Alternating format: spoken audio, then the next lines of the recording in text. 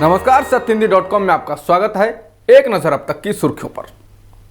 पंजाब के मुख्यमंत्री चरणजीत सिंह चन्नी ने नवजोत सिंह सिद्धू की नाराजगी को लेकर कहा कि जो कोई भी पार्टी अध्यक्ष होता है वह परिवार का मुखिया होता है।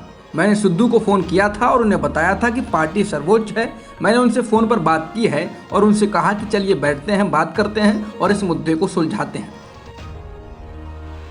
पंजाब कांग्रेस के अध्यक्ष पद से इस्तीफे के बाद नवजोत सिंह सिद्धू नरम पड़ते नहीं दिख रहे हैं। उन्होंने ताजा बयान में कहा है कि वे आखिरी दम तक लड़ते रहेंगे। सिद्धू ने आज एक वीडियो ट्वीट कर कहा कि मेरी लड़ाई मुद्दों की है, मसले की है और पंजाब के पक्ष में एक एजेंडे की है। इस पर मैं बहुत लंबे समय से अडिग हूँ। पंजाब समर्थक एजेंडे पर कोई समझौता नहीं हो सकता है। मैं आलाकमान को कभी गुमराह नहीं कर सकता और ना ही उसे गुमराह होने दे सकता हूँ।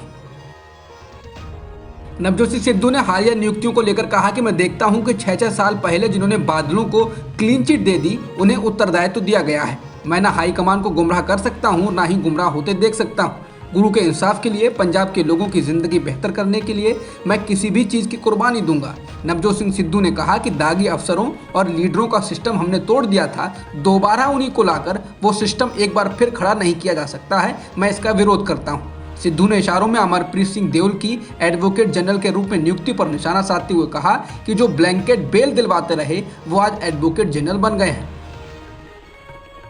पंजाब के मुख्यमंत्री चरणजीत सिंह चन्नी ने आगामी चुनाव से पहले केजरीवाल के चुनावी दांव को फेल करने के लिए अपना दांव चल दिया है।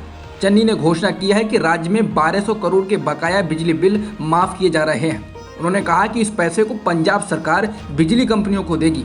उन्होंने कहा कि इससे 53 लाख परिवारों को फायदा होगा। कहा गया है कि 2 किलोवाट तक बिजली मीटर इस्तेमाल करने वालों के बकाया बिजली बिल माफ किए जा रहे हैं।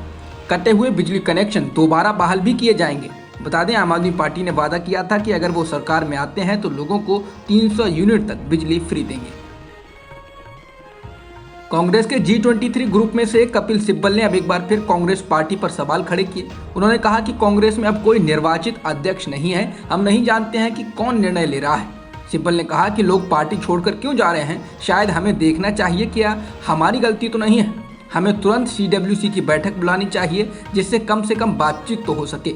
सिब्बल ने कहा कि हम पार्टी की विचारधारा को छोड़कर कहीं और नहीं जाएंगे। विडंबना ये है कि जो पार्टी के नेतृत्व के करीब हैं वो चले गए हैं और जो उन्हें लगता है कि उनके करीब नहीं हैं वे अभी भी वहां हैं। सिब्बल ने कहा कि वो G23 हैं, जी हुजूर 23 नहीं, और हम मुद्दे उठाते रहेंगे। उत्तराखंड में चीनी सेना की कथित घुसपैठ पर राहुल गांधी ने मोदी सरकार को निशाने पर लिया। राहुल ने कहा कि जुमला घर में घुसकर मारेंगे, सच चीन हमारे देश में घुस के मार रहा है। बता दें, मीडिया रिपोर्ट्स में कहा जा रहा है कि उत्तराखंड के बाराहोटी में चीनी सेना ने घुसकर एक पुल को तोड़ दिया और फिर वापस लौट गए। कन्हैया कुमार के कांग्रेस में आने के बाद बिहार कांग्रेस के कई नेताओं की राय है कि कन्हैया कुमार बिहार कांग्रेस में नई ऊर्जा भर सकते हैं और इसे जड़ता से बाहर निकाल सकते हैं। बिहार कांग्रेस के कार्यकारी अध्यक्ष कौकब कादरी ने द इंडियन एक्सप्रेस को बताया, कन्हैया कुमार एक लोकप्रिय नेता हैं और अच्छे वक्ता हैं। वह निश्चित रूप से पार्टी में ऊर्जा भरेंगे और इसे जड़ता से बाहर निकालेंगे। वह सही मायने में स्टार प्रचारक साबित होंगे। ये पूछे जाने पर कि क्या कन्हैया को पार्टी के दिग्गज नेताओं के विरोध का सामना करना पड़ेगा, कादरी ने कहा कि कन्हैया को सीधे कांग्रेस आलाकमान द्वारा पार्टी में लाया गया है और इसलिए कोई भी उनके विकास का विरोध नहीं करेगा। कादरी ने कहा कि पार्टी ने दिग्गज नेताओं को पर्याप्त समय दिया। उन्होंने कहा कि पार्टी अब एक युवा नेतृत्व में निवेश कर रही है और सभी को इसका स्वागत करना चाहिए। देश भर में ओबीसी की सामाजिक आर्थिक हैसियत और उनकी संख्या जानने के लिए सरकार भले ही जाति जनगणना नहीं करा रही है, लेकिन सरकार की ही एक रिपोर्ट से ग्रामीण क्षेत्रों में ओबीसी की कुछ जानकारी मिलती है।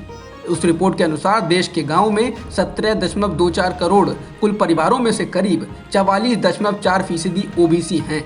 हालांकि ये संख्या देश के शहरी क्षेत्रों का प्रतिनिधित्व नहीं करती है। पूरे देश भर में इसके आधिकारिक आंकड़ों के लिए जाति आधारित जनगणना जरूरी है, लेकिन सरकार इससे सहमत नहीं। तालिबान सरकार ने अब भारत को औपचारिक खत लिखकर अपील की है कि वो उड़ानों को फिर से शुरू करें। बता दें, अफगानिस्तान में तालिबान के कब्जे के बाद से दुनिया के देशों ने वहां जाने वाली अपनी उड़ानों पर रोक लगा दी थी, लेकिन अब तालिबान के अफगान सिविल एविएशन अथॉरिटी ने भारत के directorate general of civil aviation से अफगान नेशनल कैरियर्स को दोनों देशों के बीच उड़ानें शुरू करने की इजाज़त देने की अपील की। अमेरिकी अखबार न्यूयॉर्क टाइम्स ने अब उस दावे को खारिज कर दिया है जिसमें कहा जा रहा है कि न्यूयॉर्क टाइम्स ने अमेरिकी दौरे के दौरान पीएम मोदी को पहले पेज पर जगह देकर लिखा कि धरती की आखिरी उम्मीद और दुनिया का सबसे ताकतवर नेता। अमेरिकी अखबार ने अब न्यूयॉर्क टाइम्स कम्युनिकेशंस के ट्विटर हैंडल से ट्वीट कर लिखा है, यह पूरी तरह से फर्जी तस्वीर है। बता दें, भारत में इस फर्जी खबर को प्रधानमंत्री मोदी की तारीफ में शेयर किया जा रहा था, जबकि न्यूयॉर्क टाइम्स ने पीएम मोदी को फ्रंट पेज पर जगह ही नहीं दी। अब तक की खबरों में इतना ही। बाकी खबरों के लिए बने रहिए सत्यहिंदी.com के साथ। सत्य हिंदी का ऐप डाउनलोड करें गूगल प्ले स्टोर पर।